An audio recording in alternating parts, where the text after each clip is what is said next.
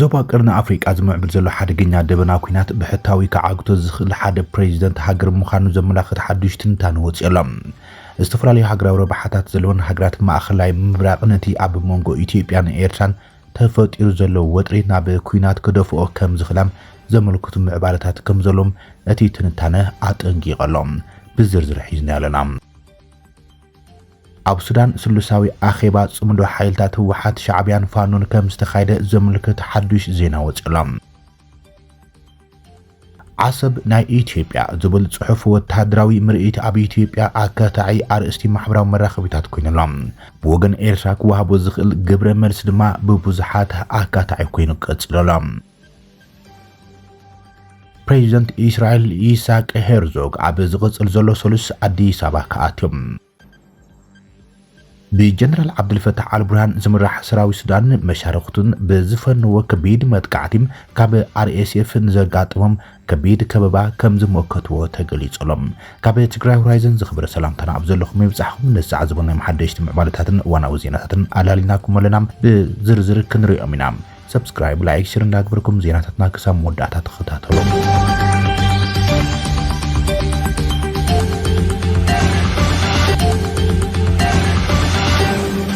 ኣብ ዞባ ቀርና አፍሪቃ ዝምዕብል ዘሎ ሓደገኛ ደበና ኩናት ብሕታዊ ከዓግቶ ዝኽእል ሓደ ፕሬዚደንት ሃገር ምዃኑ ዘመላኽት ትንታነ ወፅሎም ዝተፈላለዩ ሃገራዊ ረብሓታት ዘለዎን ሃገራት ማእኸላይ ምብራቕ ነቲ ኣብ መንጎ ኢትዮጵያን ኤርትራን ተፈጢሩ ዘሎ ወጥሪ ናብ ኩናት ክደፍኦ ከም ዝኽላም አጠንቂኦም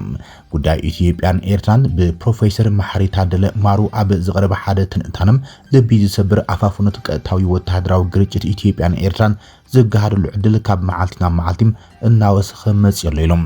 ሳዕበይኑ ነቲ ብዕሊ ዝተሰነደ መዳርግቲ ዘይብሉ መጠን ሞት ጅምላዊ ምፍንቃልን ሰፍ ዘይብል ቁጠባዊ ድቀትን ጾታዊ ዓመጻትን ሓዊሶም ዝለዓለ ሰብኣውን ቁጠባውን ዋጋ ናይቲ ግጭት ዝኸፈለ ወለዶ ኣዝዩ ዕናዊ ዝኸውን ኢሎም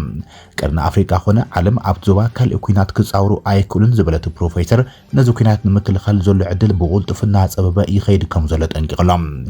ኢድካን እግርኻን ኣጣሚርካ ምርኣይ ህልቀት ኣማኢት ኣሽሓት ህይወት ከስዕብ ከም ዝኽእል ፕሮፌሰር መሐሪ አጠንቂቆም ወሊ ፕሪቶሪያ ዘምህረናን ኣብዚ ዘለናሉ መዋዕል ካብ ዝረአ ዝውትር ሃዋው በተቃራኒም ዘስንቀና ተስፋ እንተሃሎም ዲፕሎማሲ ብውፍይነት እንተዳኣተ ተግቢሩም ብቀጥታውን ሳዕቤን ኩናት ዝበጽሕ ሞት ሰብ ዝለዓለ ደረጃ ክንክም ምኻልዩ ዝበለት ፕሮፌሰር እቲ ብ2015 ዓመተ ምህረት ዝተፈረመም ስምምዕነት ፕሪቶሪያ ዘመላኽተውን ንሱ ይብል ሽምግልና ብውነ እንተ ተኻይዱን ተሰማዕነት ብዘለዎን ሃገራት እንተ ተደጊፉን ዋላ የመናዕናዊ ዝበሃሉ ግጭታትን ደው ክብሉ ይኽእል እዮም ኢሎም ስለዝኾነ ድማ ውዕሊ ፕሪቶሪያ ተወሳኺ ህልቂት ደቂ ሰባት ዘትርፍ ዓቢ ሰብኣዊ ዓወት እኳ እንተኾነም ዝተሓላለኹ ዓለም ለኻዊ ግጭታት ኣብ ምፍታሕ ዲፕሎማሲያዊ ጻዕሪም ዘለዎ ዋጋ ክዘረጋግጽ ኢሎም እቲ ኩናት ኣብታ መቐመጢ ሕብረት ኣፍሪቃ ዝኾነት ዝተኻይደም ዓለም ለኻዊ መልክዕ ዝሓዘ ኩናት እንተነበረኳም ኮነ ተባሂሉ ትኹረት ክስእን ተገይሩ ዝበለ ፕሮፌሰር መሐሪም ኣብዚ ሕዝዋን ክልቲን ሃገራት ንኻልእ ኩናት ሰፊሕ ወተሃደራዊ ምድላዋት ይግብራ እኳ እንተሃለዎም በዞም ትካላት ኮነ መራሕቶም ትርጉም ዘለዎ ጻዕሪም ኣይተገብረን ኢሎም እቲ ቅድሚ ቁሩብ መዓልታ ዝተዛዘመ ጉባኤ መራሕቲ ሕብረት ኣፍሪቃ ነዚ ውድቀት ደጊሞሉ ዝበለት ፕሮፌሰር ሰኣን ትርጉም ዘለዎ ደረጃ ኣብቲ ጉዳይ ምዝታይን ብዝከኣሎ መጠን ምስ ኣሜሪካን ሕብረት ኣውሮፓን ዝመሳሰሉ ተሰማዕነት ዘሎም ኣካላት ብምውዳድ ነቲ ከትርፍ ዝኽእል ኩናት ክከላኸል ብዘይምኽኣሎም ዘምለጠ ዕድል ኮይኑ ኢሎም ኣብ መንጎ ኢትዮጵያን ኤርትራን ዘሎ መስሓብ ምስቲ ኣብ መንጎ ኣውራ ሓይልታት ማእኸላይ ምብራቕ ዘሎም ጂኦፖለቲካዊ ምንሕናሕ ዝተሓላለኽዮም መራሕቲ ዘን ሃገራት ኣብ ዙርያ ውልቀ ሰባት ዝሽክርከር ብዙሕ ዓጋት ዘይብሎም ስልጣን መንግስትነትን ዞባዊ ጎብለልነትን ምውናን ዝዓለሙ ቁጠባዊ ምንቅስቓስ ዝቆጻጽሩ ከም ዝኾኑም እቲ ትንታነ ፍሊጡ ዘሎ ኣብዚ ሕዝዋን እቲ ኩነታት ከይጋደድ ጠጠው ንምባል ዘኽእል ተሰማዕነት ዘሎ ፕሬዚደንት ኣሜሪካ ዶናልድ ትራምፕ ጥራሕ ይመስል ኢሎም እቲ ናይ ውክልና ኩናቶም ኣብ ቀርና ኣፍሪቃ ዝምውልዎም ማዕልያ ዘይብሎም ተዋሳእትን ምስቶም መራሕቲ ኣፍሪቃ ዝገብርዎም ኣብ ድሕነት ማይ ምውሓስ በር ባሕሪም ግዝኣታዊ ላዕላውነት ነፃነትን ውዕሊ አብርሃምን ወይ ድማ አብርሃም አኮርድስ ዝተጠናነጉ ኮይኖም ነቲ ዞባ ናብ ብርሰት የምርሕዎ እዮም ዘለዉ ኢሎም ኣብዚ ኩነታት ምውሓስ ድሕነት ሲቪላት ኣብ ቦትኡ ክህሉ ዝግባእ ቀዳምነት ዝወሃብ ውራይ ከም ዝኾነ ድማ እዮም ፕሮፌሰር መሐሪ ታደለ ኣብ ዋናዊ ኩነታት ዞባ ቀርና ኣፍሪቃ መሰረት ገይሮም ኣብ ዘርግሖ ትንታነ ምልክቱ ዘሎም ኣብ ሱዳን ስልሳዊ ኣኼባ ጽምዶ ሓይልታት ህወሓት ሻዕብያን ፋኖን ከም ዝተኻየደ ሓደ ጋዜጠኛ ጸብጺቦም ሓይልታት ፋኖ ህወሓት ሻዕብያን ኦነግ ሸኔን ሓይልታት ጀነራል ዓብድልፈታሕ አልቡርሃን ኣብ ሱዳን ተራኺቦም ኣብ እዋናዊ ኩነታት ዞባ ከም ዝዝራረቡ ተገሊጸሎም ኣሰናዳኢ ቢቢሲ ኣፍሪቃ ነበርን ወኪል ምብራቕ ኣፍሪቃን ማርቲን ፕላውት ከም ዝሓበሮም እቶም ኣርባዕተ ሓይልታት ኣብ ዝቐረበ እዋን ኣብ ሱዳን ተራኺቦም ኣብ ልዕሊ መንግስቲ ኢትዮጵያ ሓብራዊ መጥቃዕቲ ንምኽፋት ተዘራሪቦም ክኾኑ ከም ዝኽእሉ ኣመልኪቶሎም እዚ ሓይልታት ኣብ ሱዳን ከም ዝራኸቡ ኣቐዲሞም ዘ ኢኮኖሚስት ጸብጺቡ ከም ዝነበረ እቲ ተንታኒ የዘኻኽር ሓላፊ ሃገራዊ ሰራዊት ሱዳን ጀነራል ዓብድልፈታሕ አልቡርሃን ንዓመፅቲ ሓይልታት ኣንጻር መንግስቲ ኢትዮጵያ ይድግፈሉ ተባሂሉ ብወገን መንግስቲ ኣዲስ ኣበባ ዝኽሰስ ቅድሚ ሒደት መዓልታት መወዳድርቱ መሐመድ ሐምዳን ነጋሎም ዕጡዋት ትግራይ ኣብ ጎኒ አልቡርሃን ኮይኖም ይዋግኡናሉ ክብል ከሲስዩ ኣብ ርእሰ ከተማ ዩጋንዳ ካምፓላ ብተወሳኺ ካብ ኤርትራን ግብፅን ዝበገሳ ድሮናት እውን ኣብ ልዕሊና ከበድቲ ኪሳራታት ኣውሪደናልና እየን ክብል እዮም ኣዘራራቢ ዝኾነ ክስታት ኣብ ግርባብቲ ሓይልታት ተቕሪቡ ጀነራል መሐመድ ሐምዳን ነጋሎ ወይ ድማ ሐመትዮም ኣብዚ ጉዳይ መሰረት ብምግባር ብፍላይ እቲ ጀነራል ናብ ዩጋንዳ ካምፓላ ተጓዒዙ ኣብ ቤት ጽሕፈት ፕሬዚደንት ዩዌሪ ሙሴቬኒ ዝተገብረሉ ኣቀባብላ ካብ መንግስቲ ጀነራል አልቡርሃን ተሪር ተቃውሞ የጋጢሞም ፕሬዚደንት ሙሴቬኒ ንገበነኛን ጨፍጫፊ ብሄራት ሱዳን ዝኾነ ጀነራል ደጋሎ ምቕባሎም ኣንጻር ሰብኣውነት ዝቁጸር ብምባሉ ብትሪ ከሲስዎም እዚ ከም ዝልም ከሎ ዓሰብ ኢትዮጵያ ዝብል ጽሑፍ ወተሃደራዊ ምርኢት ኣብ ኢትዮጵያ ኣካታዓይ ኣርእስቲ ማሕበራዊ መራኸቢታት ኢትዮጵያውያን ኤርትራውያን ኮይኖሎም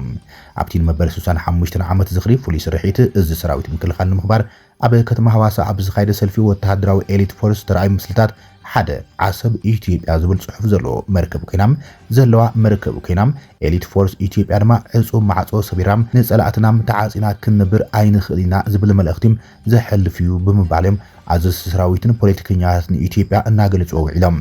ቀድማ ሚኒስትር ኢትዮጵያ አብይ አሕመድ ኣብቲ ከተማ ኣብቲ ወተሃደራዊ ስነ ስርዓት ተረኺቡ ኣብ ዘሕልፉ መልእኽቲ እውን ኢትዮጵያ ካብ ሶማልያ ክሳብ ጫፍ ምጽዋዕ ኣብ ባሕሪ ዝፍጠር ጎንፂ ንምፍታሕ ፍሉይ ሓይሊ ሃኒጻ ክብል ተዛሪቦም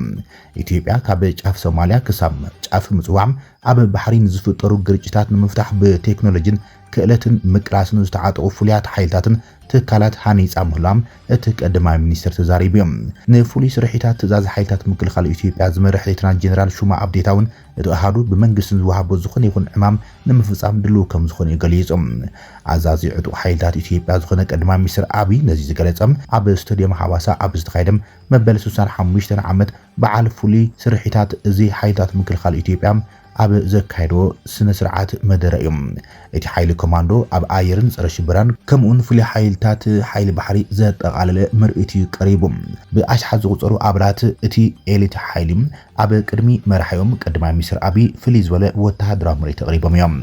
ፍሉይ ሓይልታት ጸረ ሽብራ ጆሆታት ናይ መልቃዕ መስርሕ ዘካይዱ ኣሃዱታት ካብ ሄሊኮፕተር ኣብ ገመድ ተንጠልጢልካ ኣብ ኣየር ምንስፋፍ ግዴታዊ ምህዳም ዝብሉ ምርኢታት ይመቕሪቦም ኣብ ሓደ ከባቢ ላዕላውነት ኣብ ሓደጋ ዝወድቕ ኣብ ውሽጢ ሰዓታት ግርጭታት ክቆጻጸር ከም ዝኽእልን ዝንገረሉ እቲ ሓይሊ እቲ ፍሉይ ሓይሊ ናይ ውግእ ጸወታ ቀያሪ ክብሉ እዮም እቶም ጀነራላት ኢትዮጵያ ገሊጾምዎም ኣብዚ ጉዳይ ብፍላይ ድማ ኢትዮጵያ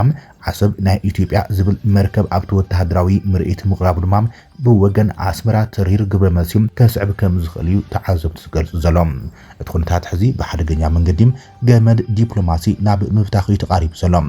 ኢትዮጵያ ናብ ክልል ኣየር ኤርትራ ክትቕጽል ምዃና ዘረጋግጽ መርገጽ ዋላ ይሃሉም እቶም ኣብ ዝተፈላለዩ መድረኻት ዝቐርቡ ዘሎ ብዛዕባ ላዕላውነት ባሕርታት ኤርትራ ዝምልከት ናብ ሓደገኛ ጫፍ ከብጽሑ ከም ዝኽእል እዮም እዚ ኣብ ልዕሊ ላዕላውነት ኤርትራ ዘሎ ስጋት እንተቐጽልም ኣብ ሰማይ ደው ከይብል ይኽእል እዩ ብተዓዘብትዮም ብቀይሕ ባሕሪ ዝሓልፉ መስመራት ባሕሪ እውን ሓንደበት ናብቲ ቅልውላው ክጽለው ከም ዝኽእሉ ዘጠንቀም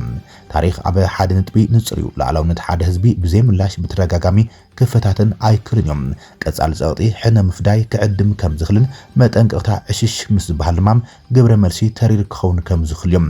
እንተ ኣብ ቀዳማይ ሚኒስትር አብይ አሕመድን ላዕለዎት ሰበስልጣናት ወተሃደራትን ፖለቲካን ዘቕርብዎ ዘሎም ኣብ ጉዳይ ላዕላውያን ባሕርታት ኤርትራ ዝምልከት ካብ ብወገን ኣስመራ ተሪር ሓይላዊ ሕነ ምፍዳይ ግብረ መልሲ ክወሃቦ ከም ዝኽእል እዮም ብዙሓት ዘጠንቅቑ ዘሎም ፕሬዚደንት እስራኤል ኢሳቅ ሄርዞግ ንዝቕፅል ዘሎ 26 ለካቲት ናብ ኣዲስ ኣበባ ብምኻድ ወግዓዊ ናይ ስራሕ ዑደት ከም ዝገብሩ ተገሊጹሎም። እቲ ፕሬዚደንት ኣብ ጽንሓሉ እዋን ምስ ኢትዮጵያዊ መዘኑ ፕሬዚደንት ታየ ኣስቀስላሴን ቀዳማይ ሚኒስትር ኣብይ ኣሕመድን ክራኸቡን ምስ መራሕቲ ማሕበረሰብ ቤተ እስራኤል ኣብ ኢትዮጵያ ክመኽሩን ተጽቢት ተገይሮሎም።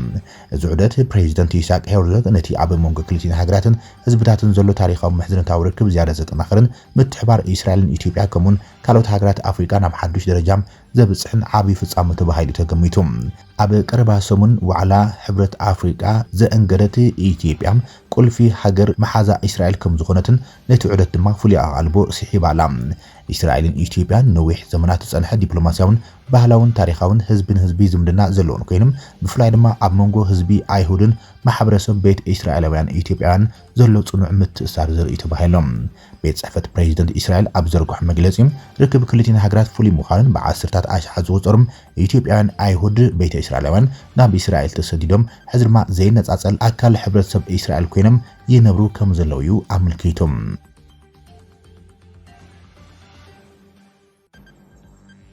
ሰራዊት ሱዳንን መሻርክቱ ሓይልታትን መጥቃዕቲ RSF ኣብ ደቡባዊት ከተማ ቲና ከም ዝመከቱ ገሊጾም።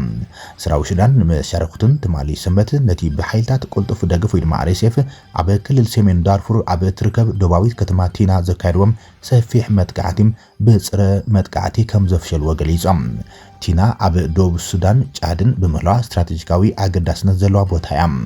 ኣብ ዳርፉር ቀጻሊ ቀታዊ ወጥሪ ኣብ ዝረኣየሉ ዘለዋን ዝኾነ ይኹን ወተሃደራዊ ምዕባለ ኣብቲ ከባቢ ወይ ድማ ዞባዊ ጽልዋ ክህልዎ ከም ዝኽእል መጠንቀቕታት ዝቐርቦም። ወተሃደራዊ ምንጭታት ሱዳን ንሱዳን ትሪቡን ኣብ ዝሃቦ ሓበሬታ ሰራዊት RSF ኣብ ቲና ኣብ ዝርከብ መደብራት ሰራዊትን ሓበራዊ ሓይልን ሃንደበታዊ መጥቃዕቲ ከም ዝፈጸመን ኣብ መጀመርታ ሰራዊትን መሻርክትን ናብ መሬት ጫድ ምስሓቦም እቲ ከባቢ መሊሶም ከም ዝተቆጻጸርዎ ሓቢሮም። ድሒሩ ሰራዊት ሓበራዊ ሓይልን ጸረ መጥቃዕቲ ብምካድ ንቲና ዳግማይ ኣብ ትሕቲ ቁጽሮም ከም ዘውዕልዋን ኣብ ልዕሊ RSF ድማ ከበድቲ ኪሳራታት መሳርሒታትን ከም ዝወረዱም እቶም ምንጭታት ገሊጾም። ንሓበራዊ ሓይሊ ሰሙናት ዝኾኑ መድረኻት ምዕናብ ወተሃደራዊ መኻይን ካልኦት ኣብ ጽቡቕ ኩነታት ዝርከቡ መሓዝን ዘርኢ ቪድዮታት ተለጢፎም። እዘን ክሊፓት ዝተረኣያ ኣባላት RSF ኣብ ቅድሚ ዋና ቤት ጽሕፈት ምምሕዳር ከባቢ ቲና ህላዎም ዘርኢ ተንቀሳቓሲ ሰሊም ድሕሪ ምክፋሎም ቁሩብ ጸኒሖም እዮም ኣጋጢሙት መጥቃዕቲ። እቶም ምንጭታት ከም ዘመልክትዎ እቲ ኣብ ቲና ዝተፈጸመ መጥቃዕቲ ምስ ወራሪ ባዕታታት RSF ናብ መሬት ጫድ ከም ዘጋጥምን ኣብኡ ድማ ንሓደ ድፋዕ ሰራዊት ጫድ ከም ዘጥቅዑን ኣመልኪቶም። ብመሰረት እቶም ምንጭታት እቲ ወራሪ ሓያሎ ወተሃደራት ጫድ ሞትን መጉዳእትን ከም ዘሰዓበ እዮም። ካብ ሰመዚ ጫድ ቁልጡፍ ወግዓዊ ርእይቶ ስለ ዘይተዋሃቦም ሱዳን ትሪቡን ነቲ ፍጻመ ብነጻ ኣካል ከረጋግጽ ከም ዘይከኣለ ጸብጺቦም። RSF ብተደጋጋሚ ደቡብ ሰጊሩ ናብ ጫድ ኣትዩ እዮም። እቲ ናይ መወዳእታ ከምዚ ዓይነት ወራሪ ኣብ ወርሒ ጥሪ ዘጋጥሙ ኮይኖም እቲ ጉጅለ ድሒሩ ይቕረ ተሓቲቶም ብዘይፍላጥ ጌጋ ከም ዝፈጸመ ይገሊጽዎም። እዚ ኣብ ልዕሊ ቲና ዝተፈጸመ ናይ መሬት መጥቃዕቲ ኣብ ልዕሊ ከተማ ቲና ዝተፈጸመ መጥቃዕቲ ሰብኡ ኣልቦ ነፋሪት ኣብ ማዓስከር ተልእኾ ዩናሚድን ነበር ዋና ቤት ጽሕፈት ናይቲ ከባቢ መንግስትን ዝነበሩ ቦታታት ሰራዊትን ሓበራዊ ሓይልን ዒላማ ብምግባር ድሕሪ ሒደት ሰዓታት እዩ ተኻይዱ ይብል ጸብጻብ ሱዳን ትሪቡን።